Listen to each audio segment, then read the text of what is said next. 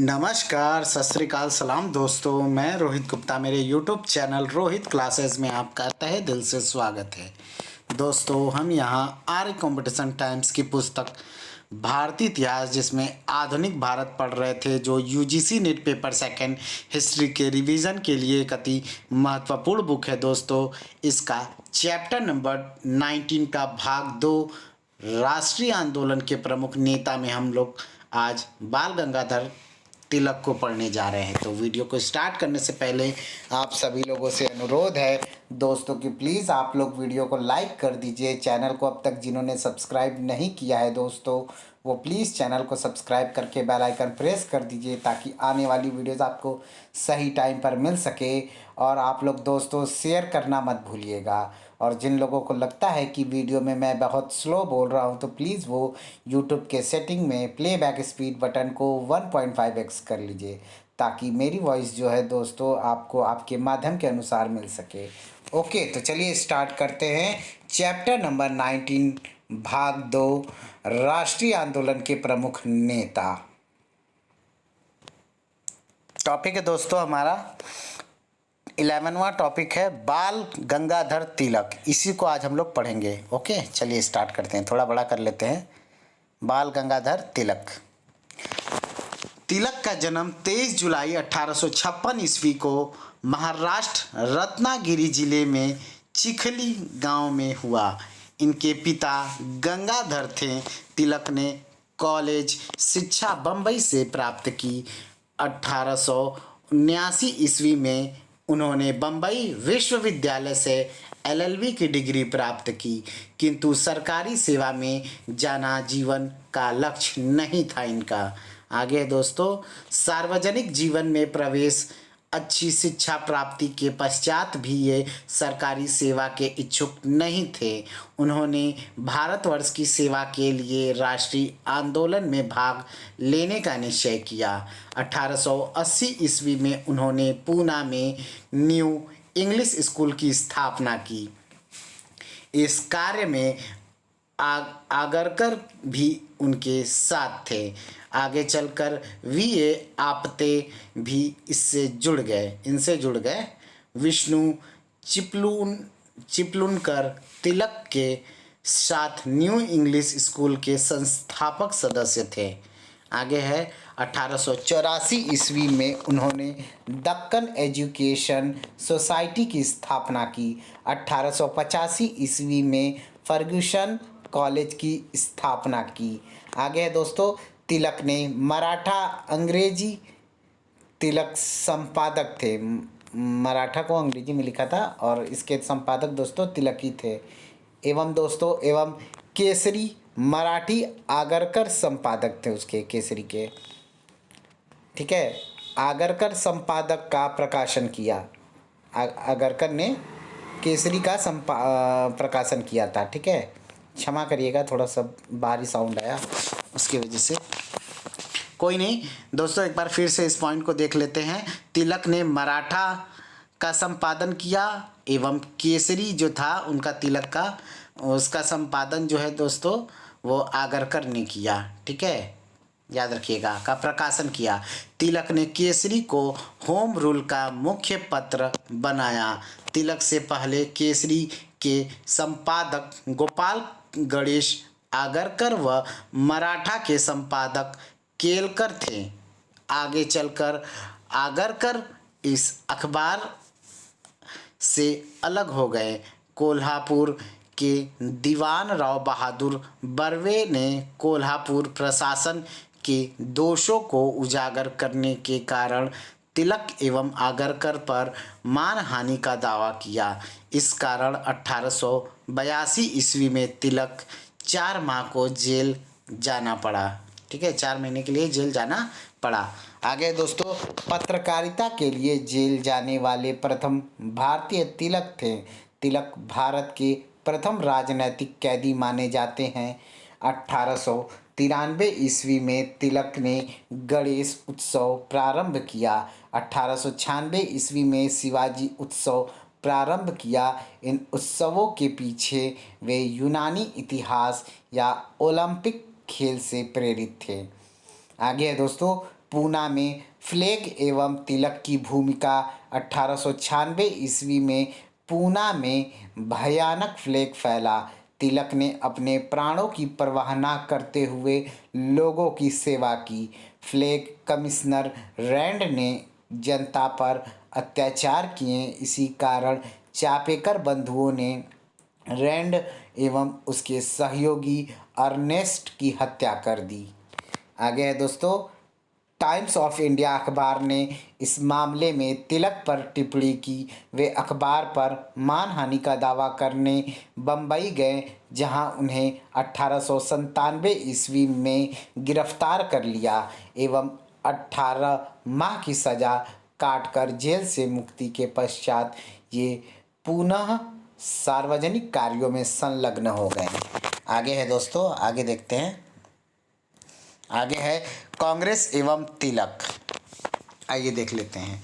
1889 ईस्वी में तिलक कांग्रेस में शामिल हुए। इस समय कांग्रेस पर उदारवादियों का प्रभाव था। तिलक उनकी नीतियों से सहमत नहीं थे।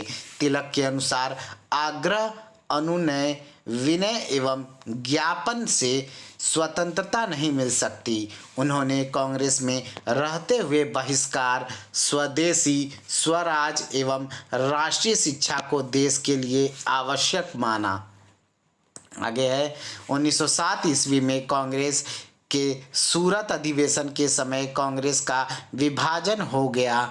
उदारवादियों ने उग्रपंथियों को कांग्रेस से बाहर कर दिया।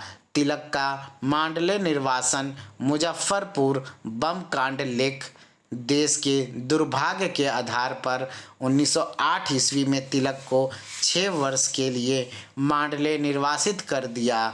मांडले की विषम परिस्थितियों में तिलक ने गीता रहस्य नामक पुस्तक लिखी।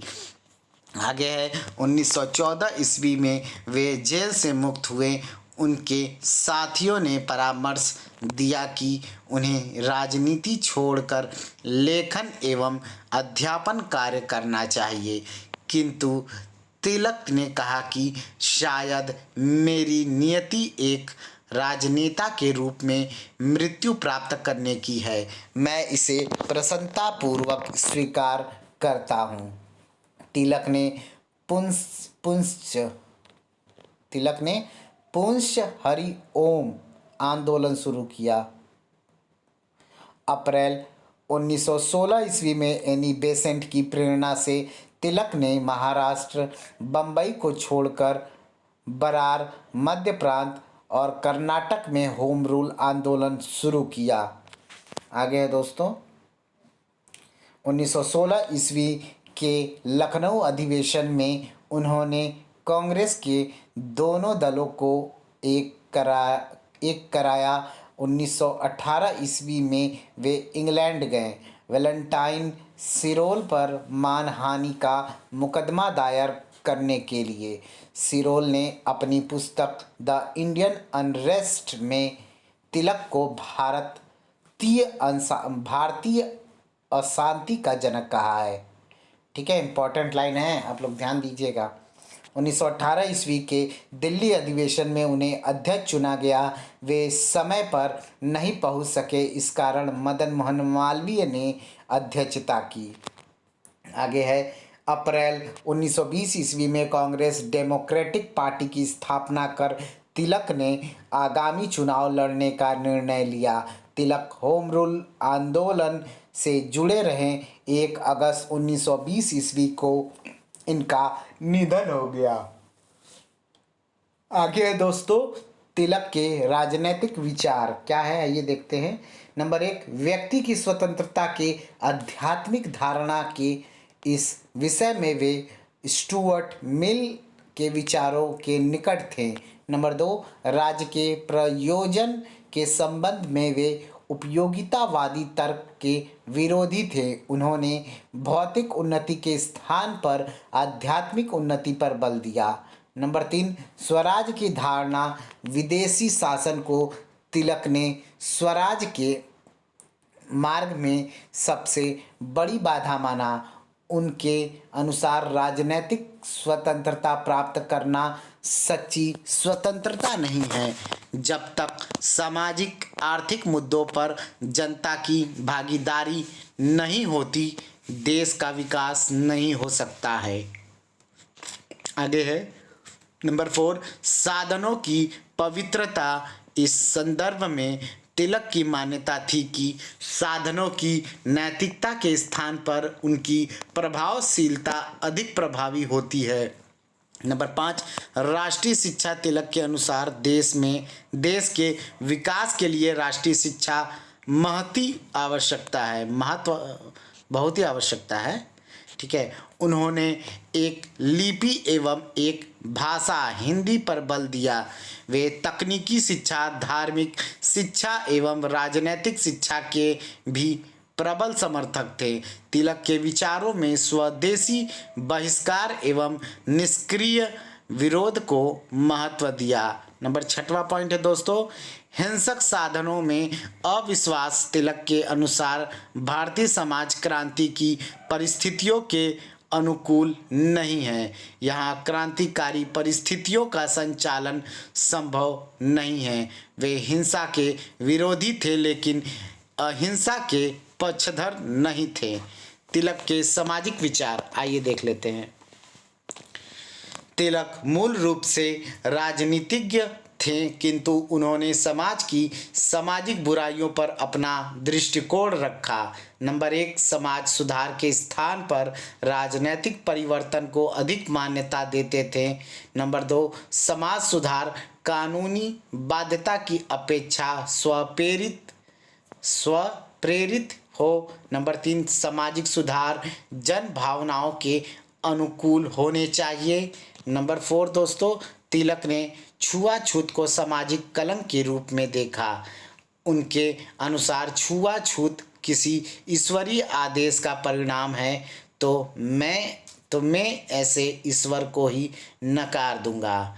नंबर 5, तिलक ने विवाह में लड़की की आयु 15 वर्ष एवं लड़के की आयु 20 वर्ष का समर्थन किया।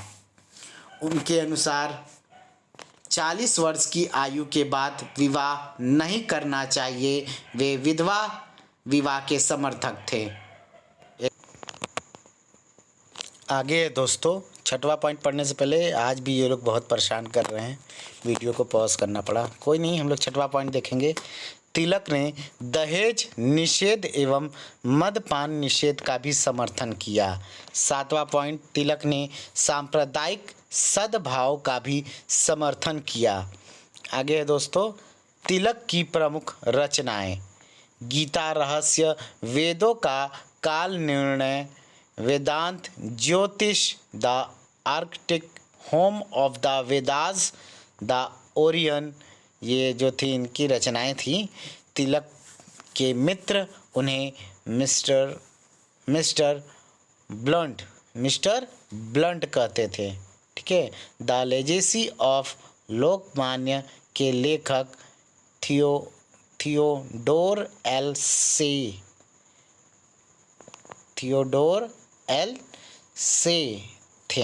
हैं।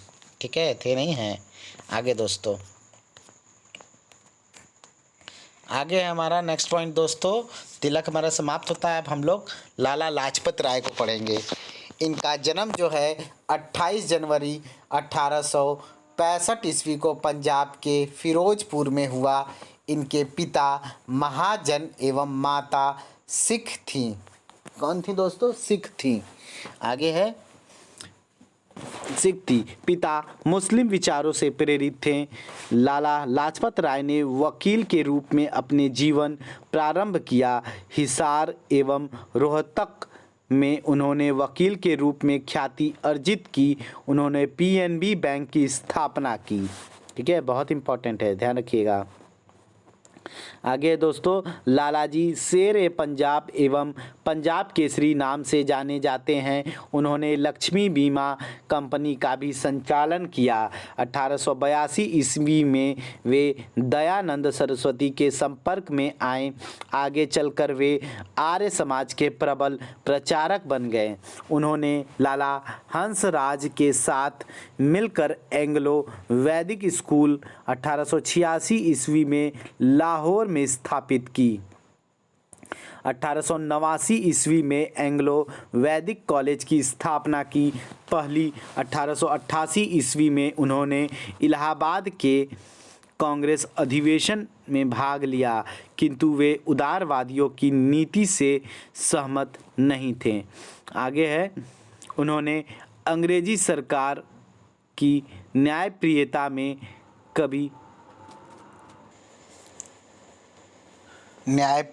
में कभी विश्वास नहीं किया। लालाजी उग्र विचारों के समर्थक थे। उनके अनुसार आग्रह अनुनय स्वराज की प्राप्ति में सफलता नहीं है। उनके राजनैतिक सिद्धांत निष्क्रिय प्रतिरोध एवं स्वदेशी अवधारणा पर आधारित थे। इसी कारण कांग्रेस में युवा वर्ग उन्हें पसंद करने लगा, किंतु उदारवादी उनके विचारों से असहमत थे। इसी कारण 1907 ईस्वी में सूरत के कांग्रेस अधिवेशन में लाल बाल पाल को कांग्रेस से अलग कर दिया गया। ठीक है, आगे देखते हैं। समाज सेवा के प्रति भी उनका जज्बा था। 1897 से 1899 ईस्वी के मध्य पंजाब में भयानक अकाल पड़ा। उस अवसर पर उन्होंने जनहितकारी कार्यों में अच्छा सहयोग किया, जिसकी प्रशंसा सरकार ने भी की। आगे है, 1906 ईस्वी में उन्होंने गोखले के साथ इंग्लैंड की यात्रा की। यहाँ से वे अमेरिका भी गए। 1907 ईस्वी में पंजाब के किसानों के लिए सरकार से संघर्ष किया। इस कारण लालाजी कुछ समय के लिए मांडले निर्वासित कर दिए गए। प्रथम विश्व युद्ध के समय वे इंग्लैंड की यात्रा पर थे। यहाँ पर उन्होंने जनमत को जागृत करने के लिए अच्छा कार्य किया। यहाँ से वे जापान एवं अमेरिका भी गए। यहाँ रहते हुए लालाजी ने भारतीय समस्याओं से उन देशों को भी अवगत कराया। अमेरिका में रहते हुए इंडियन होम रूल लीग की स्थापना की। स्थानीय भारतीयों को भी भारत की स्वतंत्रता के लिए प्रेरित किया। ठीक है दोस्तों, आगे देखते हैं।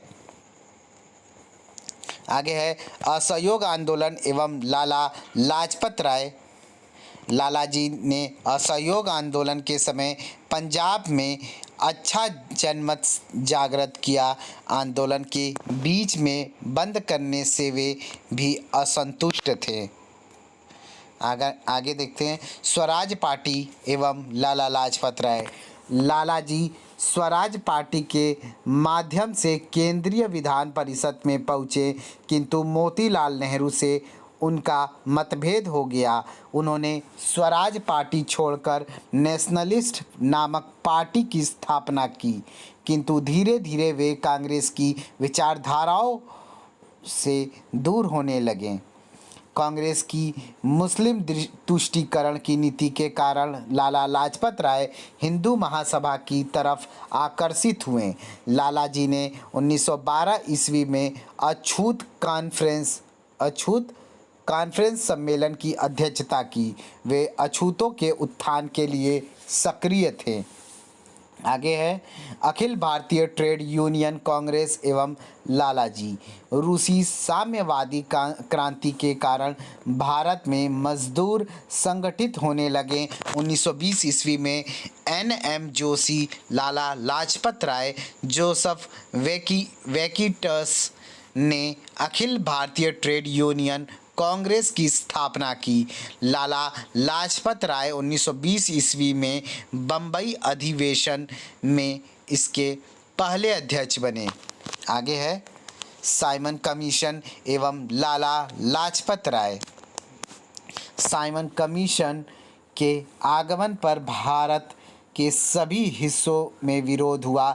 30 अक्टूबर 1928 ईस्वी को लाहौर में लालाजी के नेतृत्व में विरोध जुलूस निकाला जा रहा था। पुलिस ने जुलूस पर लाठीचार्ज किया जिससे लालाजी बुरी तरह घायल हुए। 17 नवंबर 1928 ईस्वी को लाला लाजपत राय का निधन हो गया। ठीक है, चोट बहुत गंभीर थी। पंजाब के युवा आक्रोशित हो उठे। लाठीचार्ज के पश्चात लालाजी ने कहा, मेरे शरीर पर किया गया लाठियों का प्रत्येक प्रहार ब्रिटिश साम्राज्य की 100 पेटिका में कील के समान काम करेगा। लालाजी की हत्या का बदला भगत सिंह एवं उनके साथियों ने लिया। 17 दिसंबर 1928 ईस्वी को सैंडर्स की हत्या कर दी गई। गांधी जी ने उनकी मृत्यु पर कहा, भारत के आकाश पर जब तक सूर्य का प्रकाश रहेगा तब तक लालाजी जैसे व्यक्तियों की मृत्यु नहीं हो सकती। आगे है दोस्तों, लालाजी ने युवाओं को संबोधित करते हुए, सब एक हो जाओ, अपना कर्तव्य जानो, अपने धर्म को पहचानो, तुम्हारा सबसे बड़ा धर्म तुम्हारा राष्ट्र है, ये संबोधित करते हुए कहा था। आगे है राष्ट्रीय शिक्षा के लिए कहा कि राष्ट्रीय शिक्षा लाभकारी राष्ट्रीय निवेश है। राष्ट्र शिक्षा राष्ट्र के लिए उतनी ही आवश्यक है जितनी भौतिक सुरक्षा हेतु सैनिकों की आवश्यकता। प्रमुख रचनाएं देख लेते हैं। यंग इंडिया, भारत की राजनीतिक भविष्य। अनहैप्पी इंडिया, भारत का इंग्लैंड पर ऋण। ठीक है, आगे है प्रमुख अखबार थे दोस्तों, पंजाबी वंदे मातरम दोनों दैनिक एवं द पीपल अंग्रेजी साप्ताहिक था। ठीक है, द पीपल। आगे है वे मैजिनी एवं गैरीबाल्डी से भी प्रेरित थे। उन्होंने मैजिनी की पुस्तक ड्यूटीज ऑफ मैन का उर्दू में अनुवाद किया था। आगे देखते हैं दोस्तों, विपिन चंद्र पाल। 13 नंबर दोस्तों, विपिन चंद्र पाल। विपिन चंद्र का जन्म 7 नवंबर 1858 ईस्वी को आज के बांग्लादेश के हबीबगंज तत्कालीन सिलहट क्षेत्र में हुआ। इनके पिता रामचंद्र संपन्न जागीरदार थे। इनकी शिक्षा पोल कैथेड्रल मिशन कॉलेज में हुई। प्रारंभ से ही वे क्रांतिकारी विचारों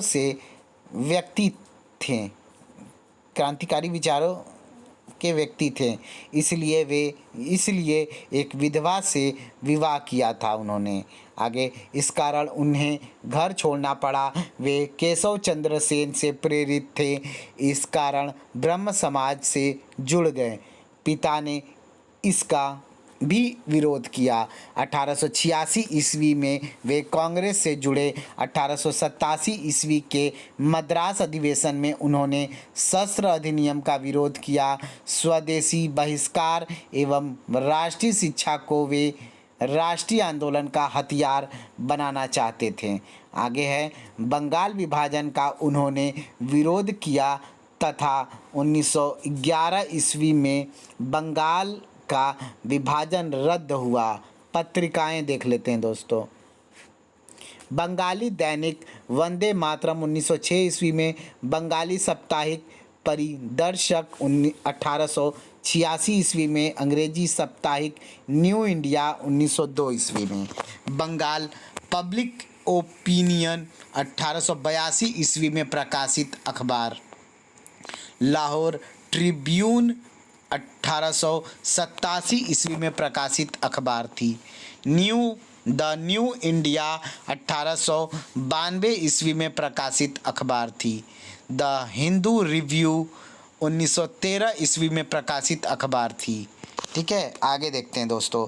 इंग्लैंड प्रवास के समय इंडिया हाउस में स्वराज पत्रिका का संपादन किया, किंतु कर्जन वायली की हत्या के कारण इस पत्रिका को बंद करना पड़ा।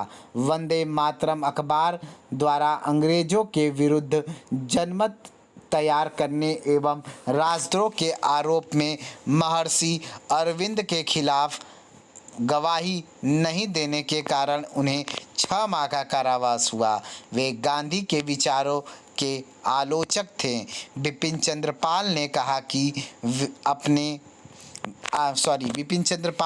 कि आपके विचार तार्किक नहीं हैं। आप कोई जादू चाहते हैं जो मंत्रों से संचालित हो। ऐसे मंत्र मुझे नहीं आते। मैं कोई ऋषि नहीं हूँ। ठीक है, ये था। वे अच्छे लेखक भी थे। The soul of India, the basis of social reform, the democrat उनकी चर्चित रचनाएं थीं।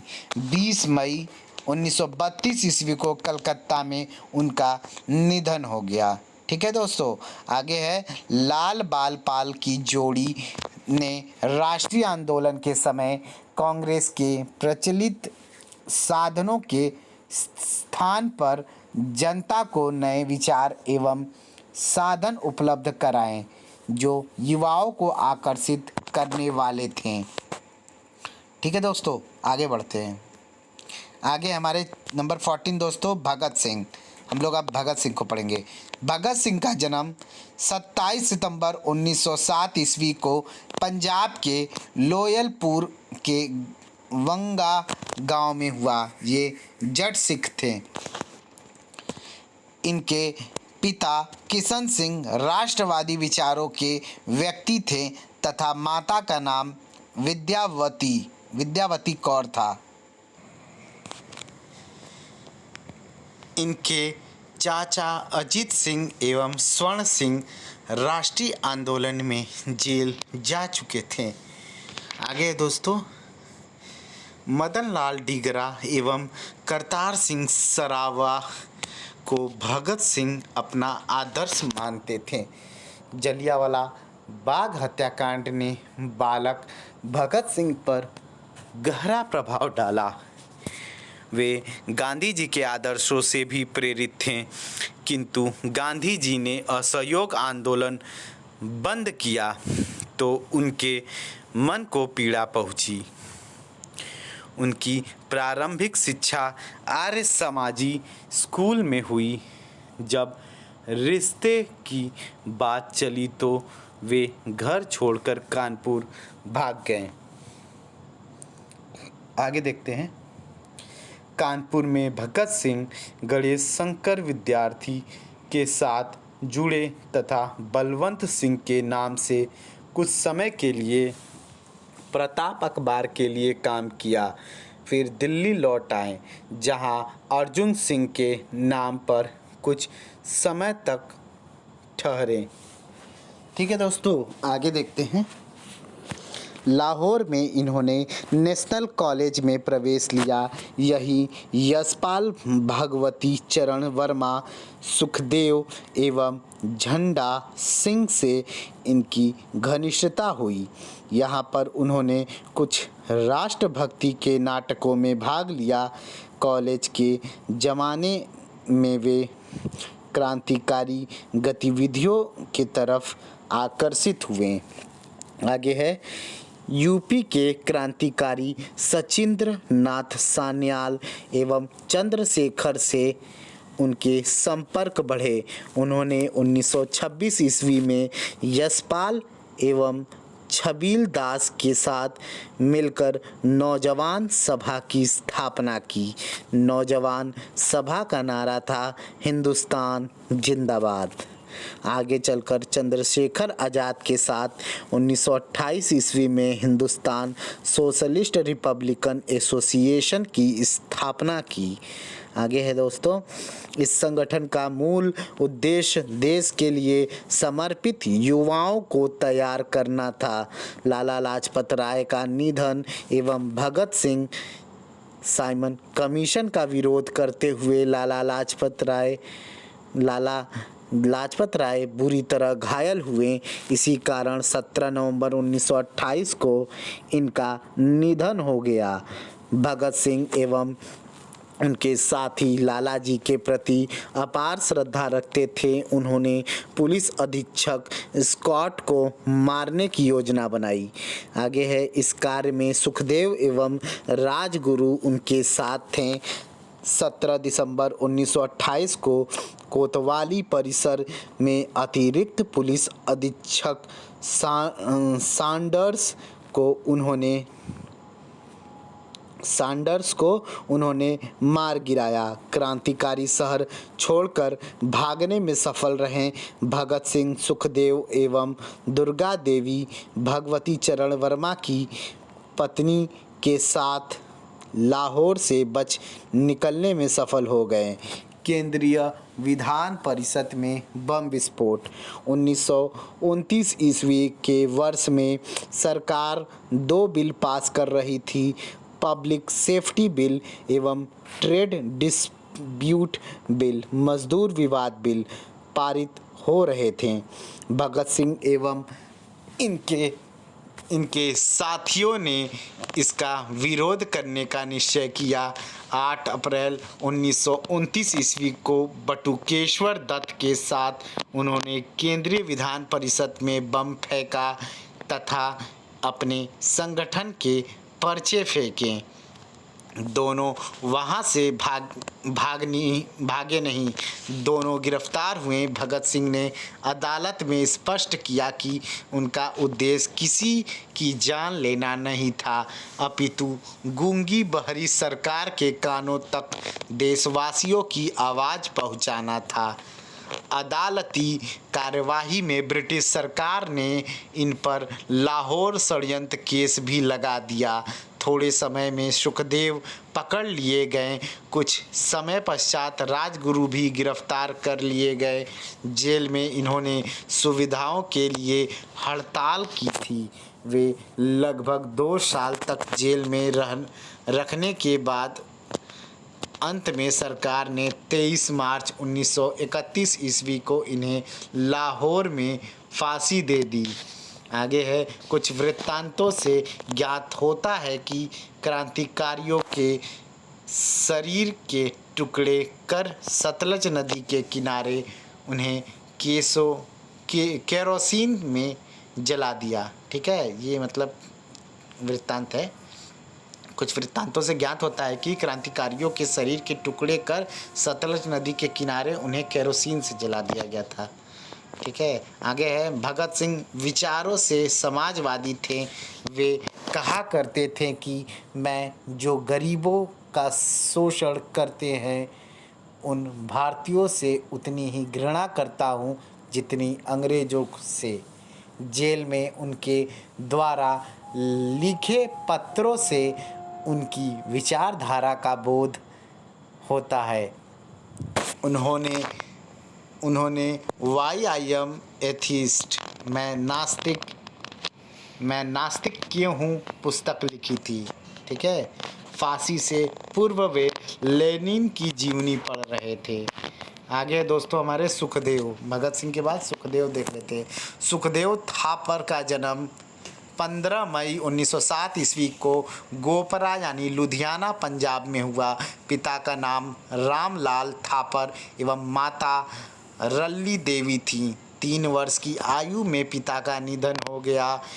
इनके लायलपुर में व्यवसाय करते थे।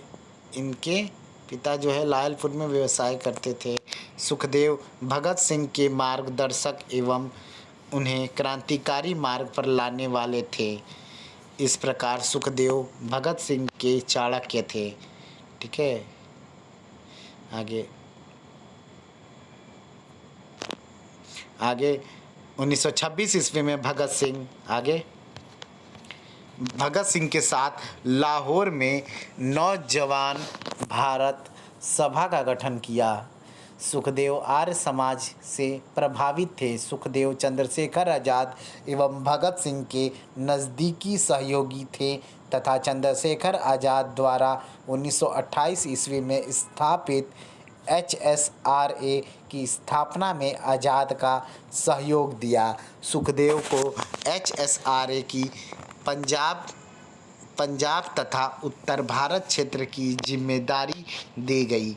1928 ईस्वी में लाला लाजपत राय की मृत्यु का बदला लेने के लिए सैंडर्स की हत्या में भगत सिंह, राजगुरु एवं चंद्रशेखर आज़ाद का साथ दिया। सैंडर्स पर पहली गोली राजगुरु ने चलाई एवं दूसरी गोली भगत सिंह ने चलाई। ठीक है। सैंडर्स हत्या के दौरान चानन सिंह नामक एक हेड कांस्टेबल भी मारा गया जो उनका पीछा कर रहा था। ठीक है। पक्षियों का साउंड है दोस्तों। सैंडर्स की हत्या के बाद सुखदेव भगत सिंह के साथ उनके नौकर का भेष बनाकर लाहौर रेलवे स्टेशन से पुलिस को चकमा देकर फरार हो गए। लाहौर षड्यंत्र केस के तहत भगत सिंह, सुखदेव एवं राजगुरु को 23 मार्च 1931 को फांसी दी गई थी। आगे दोस्तों हमारे चंद्रशेखर आज़ाद है, उनको पढ़ते हैं। इनका जन्म 23 जुलाई 1906 ईस्वी को मध्य प्रदेश के झाबुआ जिले के भावरा गांव में हुआ। इनके पिता सीताराम तिवारी मूल रूप से यूपी के रहने वाले थे तथा माता का नाम जगरानी देवी था। चंद्रशेखर का बचपन आदिवासी बच्चों के बीच में गुजरा, इस कारण वे निशानेबाजी में दक्ष हो गए। गांधी जी के असहयोग आंदोलन के समय उन्होंने बनारस के आंदोलन में भाग लिया, जिसका उल्लेख पंडित नेहरू ने किया था। आगे है, नेहरू ने उन्हें कायदा तोड़ने वाला छोटा बालक कहा, उन्हें 15 कोड़े की सज़ा दी, किंतु गांधी द्वारा असहयोग आंदोलन बंद करने के कारण उन्हें भी एक ठेस लगी। आगे है, उन्हें कई उपनामों से जाना जाता है। आज़ाद, बलराज, पंडित जी। ठीक है। राम प्रसाद बिस्मिल उन्हें क्विक सिल्वर कहा करते थे, क्विक सिल्वर। आगे चलकर वे मनमथ नाथ गुप्त एवं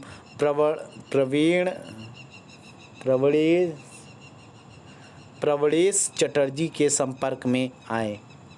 ठीक है। जिनके साथ मिलकर हिंदुस्तान प्रजातांत्रिक संघ की स्थापना की। 1925 ईस्वी में द रेवोल्यूशनरी नामक पर्चा इस संघ में बांटा। 1924 ईस्वी में HRA में शामिल हो गए। HRA की स्थापना सचिंद्र सान्याल ने की। सैंडर्स हत्याकांड में उन्होंने भी पूरा सहयोग दिया। इन्होंने काकोरी कांड 9 अगस्त 1925 ईस्वी में भी भाग लिया। इनके आगे देखते हैं, इनके बाकी साथी काकोरी कांड में पकड़े गए, किंतु ये बचने में सफल रहे। चंद्रशेखर ने भगत सिंह को केंद्रीय विधान परिषद में बम फेंकने से रोकना चाहा। भगत सिंह की गिरफ्तारी से उनके संगठन को तगड़ा झटका लगा।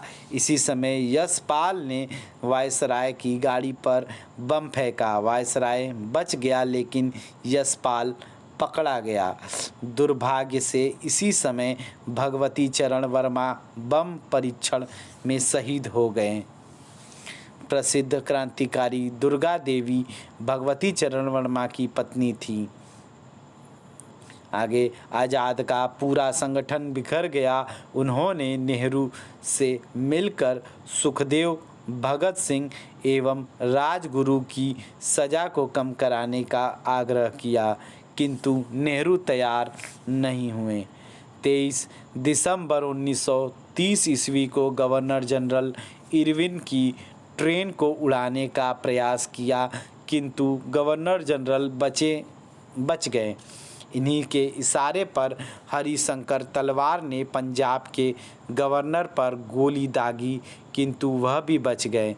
27 फरवरी 1931 को इलाहाबाद के अल्फ्रेड पार्क में आज़ाद अपने साथी सुखदेव राज के साथ किसी योजना पर चर्चा कर रहे थे। इसी समय पुलिस अधिकारी नाटवावर ने पार्क को घेर लिया। आज़ाद ने पुलिस पर हमला किया, किंतु उनकी गोलियां ख़त्म हो गई। उन्होंने आखिरी गोली अपने सर पे मार ली। आगे है, कमला नेहरू ने कांग्रेस के कार्यकर्ताओं को उनकी शहादत की खबर दी। उनके अंतिम संस्कार के दूसरे दिन पुरुषोत्तम दास टंडन एवं कमला नेहरू हजारों कार्यकर्ताओं के साथ उनके अस्थि अवशेष चुनने शमशान पहुँचे। आगे है दोस्तों नंबर 17वां, रास बिहारी बोस।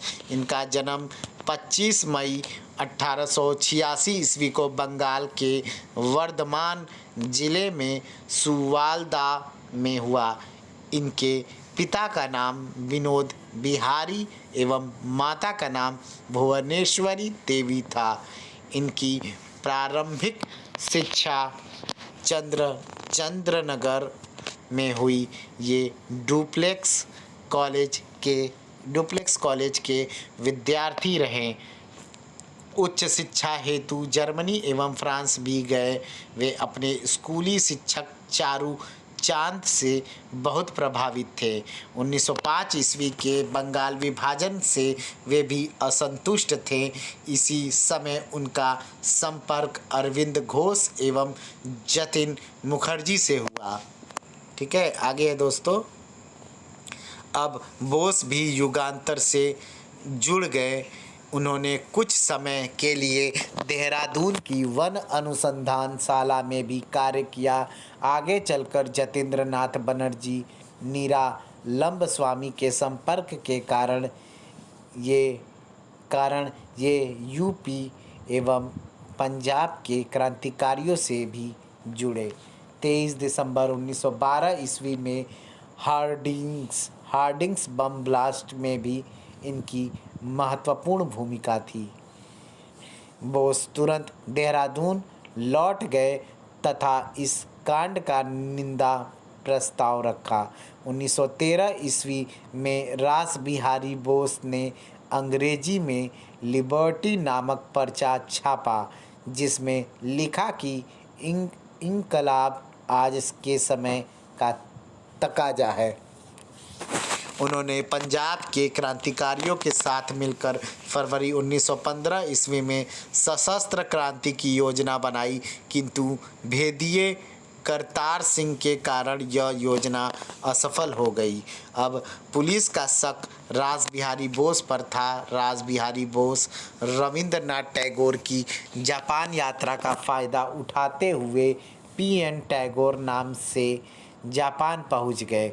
ब्रिटिश सरकार ने जापानी सरकार पर दबाव डाला, किंतु जापान के राष्ट्रवादी संगठन ब्लेड ड्रैगन के अध्यक्ष श्री तोयामा ने बोस को अपने यहाँ शरण दी। ठीक है, रास बिहारी बोस को अपने यहाँ शरण दी। 1916 ईस्वी में उन्होंने पैन एशिया समर्थक श्री सोमा आइजो की पुत्री तोशिका से विवाह कर लिया। 1923 ईस्वी में उन्हें जापान की नागरिकता मिल गई। उन्होंने यहाँ पर न्यू एशिया अखबार निकाला। मई 1942 ईस्वी में इंडियन इंडिपेंडेंस लीग टोक्यो की स्थापना की। 22 जून 1942 ईस्वी को लीग का दूसरा सम्मेलन बैंकॉक में हुआ। 1 सितंबर 1942 ईस्वी को आईएनए की स्थापना हुई। आगे, सुभाष चंद्र बोस के जापान पहुंचने पर उन्होंने आज़ाद हिंद का नेतृत्व सुभाष चंद्र बोस को सौंप दिया। ठीक है, रास बिहारी बोस ने। आगे दोस्तों, 21 जनवरी 1945 ईस्वी को इनका निधन जापान में हो गया। जापानी सरकार ने इन्हें देश का दूसरा सबसे बड़ा पुरस्कार order of rising order of rising sun प्रदान किया। रास बिहारी बोस ने सबसे पहले कहा था कि एशियावासियों के लिए है। ठीक है, सबसे पहले कहा था। चलिए 18 नंबर देखते हैं दोस्तों। नंबर 18, अर्जुन लाल सेठी। अर्जुन लाल सेठी का जन्म 8 सितंबर 1880 को जयपुर के एक प्रतिष्ठित जैन परिवार में हुआ। विद्यार्थी जीवन में वे प्रतिभा संपन्न विद्यार्थी रहे। प्रशासनिक सेवा में चयन के पश्चात भी इन्होंने सरकारी सेवा त्याग दी। नौकरी त्यागते हुए उन्होंने जयपुर के राजा माधव सिंह द्वितीय से कहा कि यदि अर्जुन लाल नौकरी करेगा तो अंग्रेजों को देश से बाहर कौन निकालेगा। कुछ समय के लिए वे चौमू के ठाकुर देवी सिंह की निजी सचिव भी रहे। उन्हें कई भाषाओं का ज्ञान भी था। हिंदी, अंग्रेजी, संस्कृत, अरबी, फारसी, उर्दू पर उनका प्रभावपूर्ण नियंत्रण था। अर्जुन लाल सेठी राजस्थान में राजनैतिक चेतना के सूत्रधार थे। 1905 ईस्वी में जैन शिक्षा प्रचारक समिति की स्थापना की। 1907 ईस्वी में अजमेर में जैन शिक्षा सोसाइटी की स्थापना की, जो बाद में 1908 ईस्वी में जैन वर्धमान पाठशाला के नाम से जयपुर स्थानांतरित की गई। रास बिहारी बोस की प्रेरणा से, एक सेकंड दोस्तों, हाँ तुम कहाँ थे? हाँ, रास बिहारी बोस की प्रेरणा से उन्होंने राजस्थान में सशस्त्र क्रांति के लिए संगठन का निर्माण किया। आगे है, अर्जुन लाल सेठी ने जयपुर में वर्धमान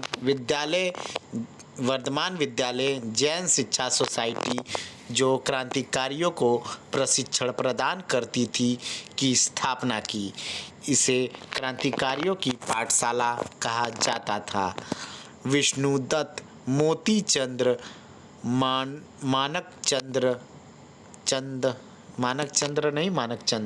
विष्णुदत्त मोतीचंद मानकचंद, देवीलाल प्रताप सिंह बारहट, ईश्वर सिंह आसिपा इसी विद्यालय के प्रशिक्षक विद्यार्थी थे।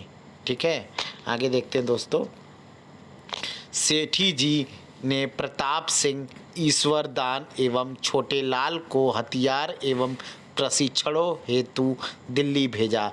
सेठी जी दिल्ली एवं राजपुताने के क्रांतिकारियों के मध्य कड़ी का कार्य कर रहे थे। क्रांतिकारी गतिविधियों के लिए धन की प्राप्ति हेतु 20 मार्च 1913 को निमेज के महंत भगवान दास की हत्या कर दी। इस हत्याकांड के कारण सेठी जी को 6 वर्ष का कारावास हुआ। उन्हें बेलूर जेल में रखा गया। उन्हीं के शिष्य रामकरण ने सरकारी गवाह बनना स्वीकार कर लिया। प्रारंभ में यह हत्याकांड एक उलझन बना रहा, परंतु 1914 ईस्वी में अमीर चंद के घर में पड़े छापे में पुलिस ने लिबर्टी पंपलेट रास बिहारी बोस द्वारा प्रकाशित के नाम से जो दस्तावेज प्राप्त किए, उनमें सेठी जी का नाम था। इसी कारण उन्हें गिरफ्तार कर लिया गया। 1920 ईस्वी में जेल से रिहाई के बाद उन्होंने अपना कार्य क्षेत्र अजमेर को चुना। उन्होंने गांधी जी के सविनय अवज्ञा आंदोलन में भी भाग लिया। वे हिंदू मुस्लिम एकता के प्रबल समर्थक थे। उन्होंने शौकत उस्मानी एवं अशफाक उल्लाह खां जैसे क्रांतिकारियों को अपने यहाँ शरण दी। सेठी जी के अंतिम दिन कठिनाई से गुजरे। वे अजमेर की दरगाह में बच्चों को अरबी फारसी पढ़ाकर अपना जीवन व्यतीत करते रहे। आगे दोस्तों, 23 दिसंबर 1941 को अजमेर में उनका निधन हो गया। उन्हें मुस्लिम समझकर दफना दिया गया। ठीक है, आगे देखते हैं। उन्होंने श्रवण कुमार, महेंद्र कुमार, मदन पराजय, पार्श्व यज्ञ, शूद्र मुक्ति, स्त्री मुक्ति जैसे नाटक एवं पुस्तकों की रचना की। अर्जुन लाल सेठी के बारे में कहा जाता है कि वे दधीची जैसा त्याग और दृढ़ता लेकर ही जन्मे थे और उसी दृढ़ता से उन्होंने मृत्यु को गले लगा लिया। आगे है दोस्तों विजय सिंह पथिक, 19 नंबर। विजय सिंह पथिक का जन्म 27 फरवरी 1882 ईस्वी को उत्तर प्रदेश के बुलंदशहर में गुटावली गांव में जन्म एक प्रतिष्ठित गुर्जर परिवार में हुआ। इनका मूल नाम भूप सिंह था। इनके दादा इंद्र सिंह मालागढ़ रियासत के दीवान रहे, जो 1857 ईस्वी की क्रांति के समय अंग्रेज़ों से लड़ते हुए शहीद हुए। ठीक है, आगे देखते हैं दोस्तों। इनके पिता हमीर सिंह की क्रांतिकारी विचारों के कारण जेल में रहे। पिता की अकाल मृत्यु के कारण बचपन कठिनाई से गुजरा। थोड़े समय बाद माता का भी निधन हो गया। इस कारण इनका बचपन अपने बहनोई अमर सिंह के पास इंदौर में गुजरा। यह विधिवत रूप से शिक्षा ग्रहण नहीं कर सके, किंतु हिंदी, अंग्रेजी, संस्कृत, उर्दू, अरबी, फारसी, मराठी, गुजराती, बंगाली का अच्छा ज्ञान था इनको।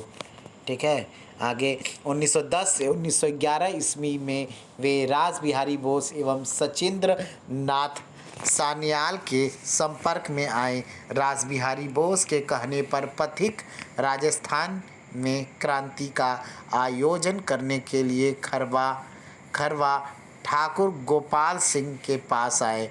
21 फरवरी 1915 ईस्वी की सशस्त्र क्रांति का दायित्व पथिक पर था। गोपाल सिंह खरवा, एक सेकंड दोस्तों, आगे दोस्तों, गोपाल सिंह खरवा इस कार्य में उनका सहयोग कर रहे थे, किंतु करतार सिंह के विश्वासघात के कारण क्रांति की योजना असफल रही। उन्हें राव खरवा के साथ टाटगढ़ में नज़रबंद रखा गया। इसी समय उन पर लाहौर षड्यंत्र में शामिल होने का आरोप लगा, किंतु समय रहते पता लगने के कारण वे टाटगढ़ से भागने में सफल रहे। विजय सिंह पथिक के छद्म नाम से भूप सिंह ने अपना समय चित्तौड़गढ़ जिले के गुरला एवं ओछड़ी गांव में व्यतीत किया। आगे चलकर 1916 ईस्वी में वे बिजौलिया किसान आंदोलन से जुड़े। 1917 ईस्वी में इन्होंने ऊपर माल पंचायत की स्थापना करवाई। इस आंदोलन को सफल बनाने के लिए इन्होंने कानपुर से प्रकाशित प्रताप जैसे अखबार का भी सहयोग लिया। इन्हीं के प्रयासों से बिजौलिया आंदोलन अखिल भारतीय स्वरूप का हो गया। बिजौलिया किसान आंदोलन के दौरान विद्या प्रचारिणी सभा की स्थापना भी पथिक ने की। पथिक ने 1918 ईस्वी में दिल्ली में जमनालाल बजाज एवं केसरी सिंह बारहट के सहयोग से राजपूताना मध्य भारत सभा की स्थापना की। इसका मुख्यालय कानपुर रखा गया। 1919 ईस्वी में अमृतसर में राजपूताना मध्य भारत सभा का दूसरा तथा 1920 ईस्वी में अजमेर में तीसरा अधिवेशन आयोजित किया गया। 1919 में इन्होंने वर्धा में राजस्थान सेवा संघ की स्थापना की। वे जमनालाल बजाज के सहयोगी बने रहे। आगे 1920 ईस्वी में राजस्थान सेवा संघ का कार्यालय अजमेर स्थानांतरित कर दिया गया। राजस्थान सेवा संघ ने अजमेर से नवीन राजस्थान नामक अखबार प्रकाशित किया। ठीक है। आगे है दोस्तों, वे एक सफल पत्रकार भी थे। उन्होंने वर्धा से राजस्थान केसरी अखबार निकाला। वे नवीन राजस्थान एवं तरुण राजस्थान के भी संपादक रहे। उन्होंने राजस्थान संदर्भ एवं what are the Indian states लिखा। ठीक है। आगे दोस्तों, इन्होंने अधेड़ उम्र में एक विधवा अध्यापिका से विवाह किया। 1923 ईस्वी में बेंगू किसान आंदोलन में इन्होंने नेतृत्व प्रदान किया। देश की आज़ादी के पश्चात सामाजिक एवं रचनात्मक कार्य करने लगे। 28 मई 1954 ईस्वी को लू लगने के कारण अचानक पथिक जी का निधन हो गया। गांधी जी ने पथिक जी के संदर्भ में कहा, अधिकांश लोग कार्य की योजना बनाते रहे हैं, किंतु पथिक एक सिपाही के समान कार्य में जुट जाता है। आगे दोस्तों, नंबर 20वां, केसरी सिंह बारहट। केसरी सिंह बारहट का जन्म 21 नवंबर 1872 ईस्वी को भीलवाड़ा जिले के देवपुरा में हुआ। जन्म के कुछ समय पश्चात ही इनकी माता का निधन हो गया। इस कारण इनका पालन पोषण इनकी दादी ने किया। इनके पिता कृष्ण सिंह उदयपुर के महाराणा सज्जन सिंह एवं फतेह सिंह के दरबारी रहे। आगे दोस्तों, इन्हें भी कई भाषाओं का ज्ञान था। पिता की मृत्यु के पश्चात यह पहले महाराणा फतेह सिंह एवं बाद में कोटा के उम्मेद सिंह के परामर्शदाता रहे। ठीक है, कौन थे दोस्तों? परामर्शदाता रहे। आगे देखते हैं, इनका विवाह मानक कवर के साथ हुआ। वे दयानंद सरस्वती के विचारों से भी प्रेरित थे की बात है। स्वामी जी के उदयपुर आगमन पर उन्होंने स्वामी जी का उपदेश सुना। इस कारण वे आर्य समाज की तरफ प्रेरित हो गए। ठीक है, आगे देखते हैं दोस्तों, हम लोग प्रेरित हो गए। आगे है, पिता की मृत्यु के बाद वे धीरे धीरे क्रांतिकारी आंदोलन की तरफ आकर्षित होने लगे। श्याम जी कृष्ण वर्मा, रास बिहारी बोस, सचिंद्र नाथ सान्याल आदि के संपर्क के परिणाम स्वरूप उन्होंने राजस्थान में क्रांति की योजना बनाई। इन्होंने अपने पुत्र एवं दामाद को अर्जुन लाल सेठी एवं रास बिहारी बोस के नेतृत्व में क्रांतिकारी प्रशिक्षण दिलाया। उनकी गतिविधियों को देखकर एजीजी ने अपनी रिपोर्ट में लिखा कि केसरी सिंह राजपुताने के सबसे खतरनाक आदमी हैं, जिससे साम्राज्य को चौकस रहने की ज़रूरत है। क्रांतिकारी गतिविधियों के लिए धन प्राप्ति हेतु जोधपुर के महंत प्यारे लाल की कोटा में हत्या हो गई। ठीक है, आगे इस हत्याकांड के आरोप में उन्हें 20 वर्ष की सजा हुई। शाहपुरा के शासक नाहर सिंह ने इन्हें धोखे से गिरफ्तार करवा दिया। केसरी सिंह को हजारीबाग जेल में रखा गया। तिलक ने कांग्रेस के अमृतसर अधिवेशन में इनकी रिहाई का प्रस्ताव रखा। जेल में केसरी सिंह कैदियों को अक्षर ज्ञान करवाते थे। अनाज के दानों से, दोनों नहीं दोस्तों, दानों से अक्षरों का निर्माण कर अनेक अनपढ़ कैदियों को साक्षर किया। सद्व्यवहार के कारण इन्हें समय से पूर्व ही जेल से रिहा कर दिया गया। क्रांतिकारी होने के साथ साथ ये अच्छे विद्वान भी थे। चेतावनी रा चुंगटिया इनकी रचना थी, जिससे प्रेरित होकर फतेह सिंह करजन के दिल्ली दरबार में उपस्थित नहीं हुए। अन्य रचनाएं प्रताप चरित्र, रूठी रानी, दुर्गा दास चरित्र आदि। इन्होंने मेजनी की जीवनी का हिंदी में अनुवाद किया था। जेल से रिहाई के पश्चात जमुना लाल के आग्रह पर वे वर्धा पहुँचे। अब वे गांधीवादी विचारों से प्रेरित हो गए। यहाँ पर विजय सिंह पथिक के साथ मिलकर राजस्थान केसरी का संपादन किया। वे गांधी के व्यक्तिगत सत्याग्रह में शामिल होना चाहते थे। उन्होंने 1910 ईस्वी में गोपाल सिंह खरवा एवं पथिक के साथ मिलकर वीर भारत सभा की स्थापना की। वे हिंदी भाषा के प्रबल समर्थक थे। उन्होंने मेयो कॉलेज के स्थान पर स्वदेशी शिक्षण संस्थाओं पर बल दिया। आगे है दोस्तों, वे उचित शिक्षा के लिए जापान को अपना आदर्श मानते थे। इन्होंने राव भोपाल सिंह के साथ मिलकर क्षत्रिय वर्ग में शिक्षा प्रसार हेतु छात्र शिक्षा परिषद की स्थापना की। केसरी सिंह ने अश्वघोष के बुद्ध चरित्र का हिंदी अनुवाद किया था। केसरी सिंह के जीवन का उत्तरार्ध कोटा में व्यतीत हुआ। यही 14 अगस्त 1941 को उनका निधन हो गया। नंबर 21 दोस्तों, जोरावर सिंह बारहट। जोरावर सिंह केसरी सिंह बारहट के छोटे भाई थे। इनका जन्म 12 सितंबर 1883 ईस्वी को उदयपुर में हुआ, किंतु इनका पैतृक गांव शाहपुरा तहसील का देवपुरा गांव था। इस गांव को बाराहट्टी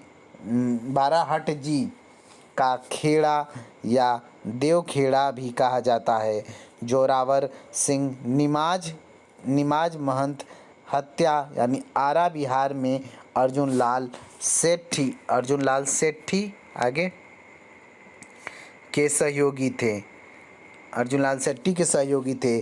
23 दिसंबर 1912 ईस्वी को जोरावर सिंह ने दिल्ली के चांदनी चौक में वायसराय हार्डिंग पर बुर्का ओढ़कर बम फेंका, लेकिन हार्डिंग बच गया। जोरावर सिंह भूमिगत हो गए और कोटा बूंदी के जंगलों में साधु अमरदास बैरागी के नाम से रहने लगे। 17 अक्टूबर 1939 ईस्वी को कोटा में ही इनका निधन हुआ। पुलिस इन्हें गिरफ्तार नहीं कर सकी। मध्य प्रदेश में एकलगढ़ में जोरावर सिंह का स्मारक है। 22वां नंबर दोस्तों और अंतिम रहेगा इस चैप्टर का अंतिम पॉइंट, प्रताप सिंह बारहट।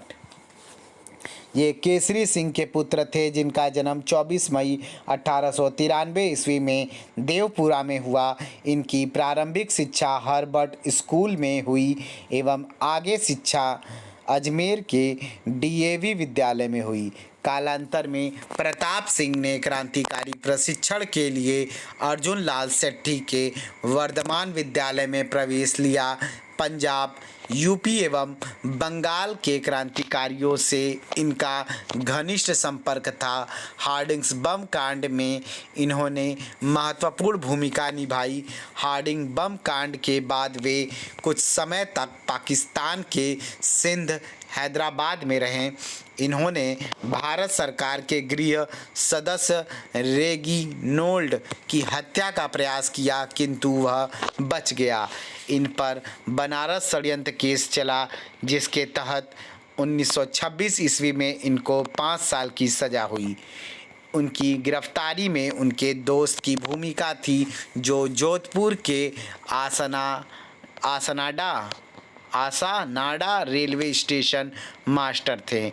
बरेली जेल में चार्ल्स क्लीवलैंड, एक सेकंड दोस्तों, आगे दोस्तों, बरेली जेल में चार्ल्स क्लीवलैंड ने उन्हें घोर यातनाएं दी और कहा, तुम्हारी माँ रोती है। तो प्रताप सिंह ने जवाब दिया, मैं माँ को चुप कराने के लिए हजारों माताओं को नहीं रुला सकता।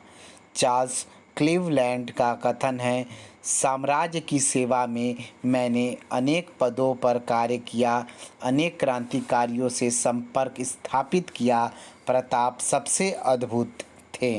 मैंने ऐसी इच्छा शक्ति का युवक नहीं देखा। 24 मई 1928 ईस्वी को बरेली जेल में घोर यातनाओं के कारण प्रताप सिंह का निधन हो गया। प्रताप सिंह का निधन हो गया। आगे दोस्तों, सच्चिदानंद ने इनके संदर्भ में लिखा कि मैंने प्रताप जैसे दृढ़ चरित्र का युवा नहीं देखा। ठीक है, आगे है गोपाल सिंह खरवा का कथन है, ईश्वर ने 100 योद्धाओं को जोड़कर एक प्रताप बनाया। बरेली जेल में अनेक प्रकार की यातनाएं देने के कारण इनका निधन हो गया। ठीक है, तो इस प्रकार से दोस्तों हमारा ये लेसन नंबर 19 पूरा कंप्लीट होता है। नेक्स्ट वीडियो में दोस्तों हम लोग लेसन नंबर 20 भारतीय राष्ट्रीय कांग्रेस के अधिवेशन को पढ़ेंगे। ठीक है, तो अब ये बुक दोस्तों अब समाप्ति के कगार पे है। 19 लेसन कंप्लीट हो गया, 20 लेसन कल हम लोग कंप्लीट कर लेंगे, फिर 21, 22, 23 बस, ज़्यादा नहीं है। अब जल्दी से जल्दी ये 22 तक है दोस्तों, 22 लेसन तक, तो उसको हम लोग जल्द से जल्द कंप्लीट करने की कोशिश करेंगे और इस बुक को समाप्त करेंगे। Okay, thank you for watching दोस्तों। वीडियो में आज जो भी त्रुटि हुआ होगा उसके लिए मुझे दिल से माफ़ करिएगा, क्योंकि आज का एटमॉस्फेयर बहुत ही बेकार था दोस्तों। ठीक है, आज जो है बहुत मुश्किल से इस वीडियो को बनाया गया है। ठीक है, क्योंकि साउंड जो फ्रिक्वेंसी है बाहर का, वो मैं चाहे जितना भी कम करना चाहूँ, रूम को क्लोज़ भी करना चाहूँ, फिर भी आ रहा है। ठीक है, गर्मी का दिन है दोस्तों, थोड़ा सा एडजस्ट कर लीजिएगा। कोई नहीं दोस्तों, आप लोग एडजस्ट कर लीजिएगा। Okay, thank you for watching.